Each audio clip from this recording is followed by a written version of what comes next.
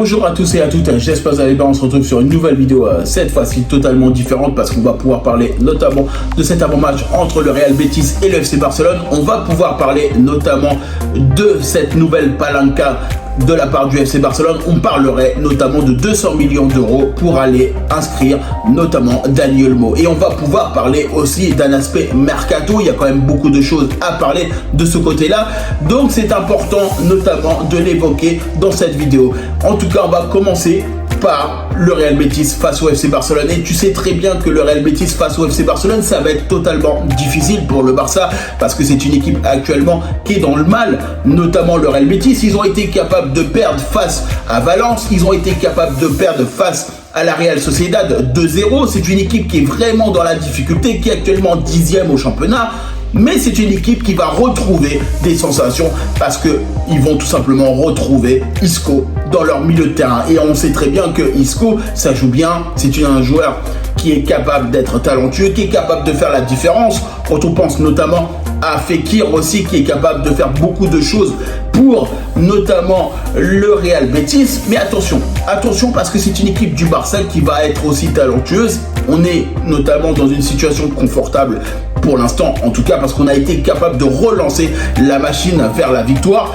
Forcément, même si on avait notamment souffert sur ce mois de novembre, il faut le dire, mais c'est un Barça qui va se relancer, c'est un Barça qui a besoin d'une victoire notamment, mais c'est un Barça qui risque de faire tourner son effectif parce qu'il y a ce match-là de Ligue des Champions face à Dortmund et il y a besoin notamment de faire très attention parce qu'on a besoin d'avoir les joueurs les plus frais face à Dortmund et je pense notamment que Hansi Flick il potentiellement va faire peut-être du turnover, mettre une partie des titulaires et une partie notamment des remplaçants, ce qui pour moi est totalement logique parce que on a un match important face à Dortmund en Ligue des Champions. Ça va être un match totalement difficile, ça va être un match où il va falloir garder ses nerfs, il va falloir avoir les meilleurs joueurs sur le terrain et tu sais très bien que même si forcément ce match-là il est un peu moins coté face au Real Betis, il va falloir le gagner. Il va falloir le gagner parce qu'on a besoin notamment d'aller chercher les points pour le championnat. On a besoin de creuser l'écart face au Real Madrid, notamment qui vont jouer le même jour face à nous. Et c'est pour ça que c'est un Barça qui doit gagner. Même si forcément, on le sait très bien, ça risque d'être difficile parce que c'est une équipe où ça joue bien, ça joue fort. Ils sont capables notamment de prendre le ballon, de marquer. Surtout qu'en plus de ça, Pellegrini, il l'a dit en conférence de presse, l'entraîneur du Real Betis, tout simplement, aujourd'hui, le FC Barcelone fait partie des équipes les plus fortes. Oui, on sait très bien que là, c'est de la com, c'est du marketing pour tout simplement dédouaner tout simplement son équipe. Mais attention parce que c'est une équipe qui va jouer avec ses armes.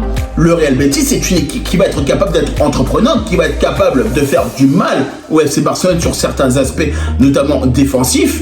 Et on sait très bien que de toute façon, jouer face au Real Betis, ça va être une galère.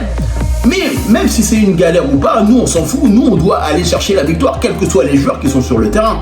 Parce qu'on sait très bien que le Real Betis, c'est des joueurs qui sont capables notamment d'aller chercher potentiellement une victoire, même si forcément ils ne sont pas du tout dans le bien actuellement. Mais justement, ces équipes-là qui ne sont pas forcément bien au championnat, ce sont des équipes qui ont envie de se relancer. Donc forcément, c'est pour ça qu'il va falloir faire très attention pour ce Barça. Et on sait très bien que de toute façon, c'est un Barça qui a énormément de talent, qui a énormément de joueurs pour nous permettre de gagner. Notamment que ce soit Robert Lewandowski, Rafinha, Dani Olmo, tous ces joueurs qui peuvent mettre un aspect offensif beaucoup plus important pour nous permettre de gagner. Mais attention quand même face à cette équipe du Real Betis. On va parler maintenant d'un autre aspect, notamment, comme je le disais en début de vidéo, notamment le levier du FC Barcelone, la nouvelle palanca. On sait très bien que le Barça va vendre notamment une partie de Asientos VIP. Ça va permettre justement une vente sur 20 ans. Et le Barça va pouvoir récolter 200 millions d'euros et on va pouvoir injecter cet argent, que ce soit pour notamment la masse salariale, le mercato, etc. Et ça, c'est important pour le Barça parce qu'on a besoin notamment de sous, on a besoin de retrouver potentiellement Dani Olmo sur tous les matchs, notamment que ce soit en Ligue des Champions, en championnat, en coupe, etc. C'est un joueur important et on sait très bien que 200 millions d'euros, on ne crache pas dessus. Alors oui, forcément, ça a un impact parce que c'est un Barça qui va vendre une partie, notamment de ses actifs, pour aller chercher de l'argent et engranger un peu d'argent. mais c'est aussi une opportunité, il faut le voir comme ça. C'est une opportunité pour le Barça, derrière, peut-être d'investir différemment et notamment d'investir sur ses propres joueurs pour aller chercher les victoires. Parce que chercher des victoires, c'est aussi chercher des trophées.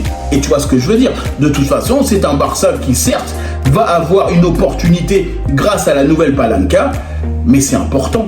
C'est très important d'avoir une palanca, d'avoir de l'argent pour permettre justement à désengorger potentiellement une masse salariale, des transferts, des opportunités derrière d'investir totalement différentes pour aller chercher derrière notamment la victoire et les trophées. Mais c'est un Barça aujourd'hui où cet argent, il est quand même bienvenu. Et moi, je suis totalement content que le Barça retrouve un nouveau levier et derrière, une nouvelle opportunité. C'est comme ça qu'il faut le voir. En tout cas, pour les supporters du Barça, voilà, c'est quelque chose qui, pour moi, aujourd'hui, je trouve que c'est une très très bonne nouvelle.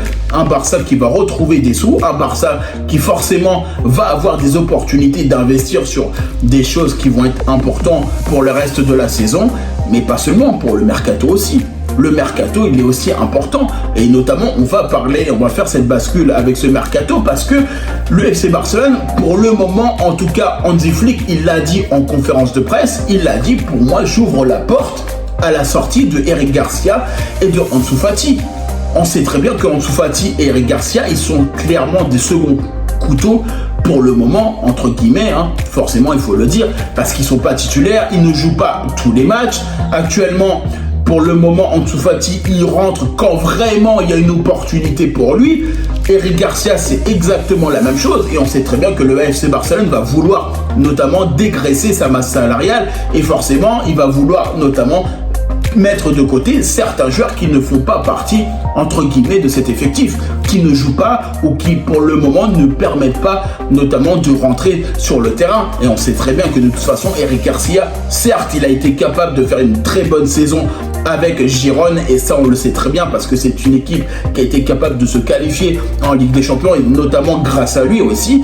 Mais c'est un FC Barcelone qui, pour le moment, n'a pas besoin d'Eric Garcia actuellement, parce que on sait très bien qu'actuellement, c'est notamment Araujo qui est devant, c'est notamment Pau Cubarsí et Indigo Martinez, pour le moment, qui sont les deux titulaires au FC Barcelone.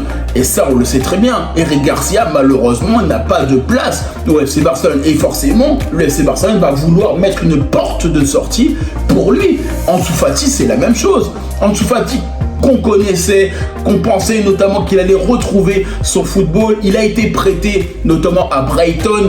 On a pensé qu'il était notamment le sauveur, notamment le successeur de Lionel Messi, qu'on pensait notamment que ça allait être notamment celui qui allait nous faire gagner. Malheureusement, il n'y arrive pas. Il n'y arrive pas à s'adapter au FC Barcelone. Alors oui, on sait très bien, on va me dire oui, mais on lui laisse pas du temps de jeu. Mais prouve-le que tu es meilleur que les titulaires, prouve notamment que tu es meilleur que les titulaires, et là, à ce moment-là, tu auras ton temps de jeu.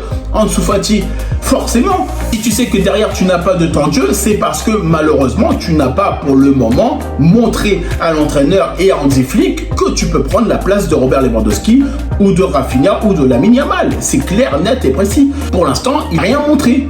Donc forcément, c'est totalement logique que pour le FC Barcelone, on veuille vouloir le vendre. Parce qu'on veut dégraisser notamment notre masse salariale et parce que tout simplement ce joueur-là, il n'est pas dans l'optique de jouer les matchs.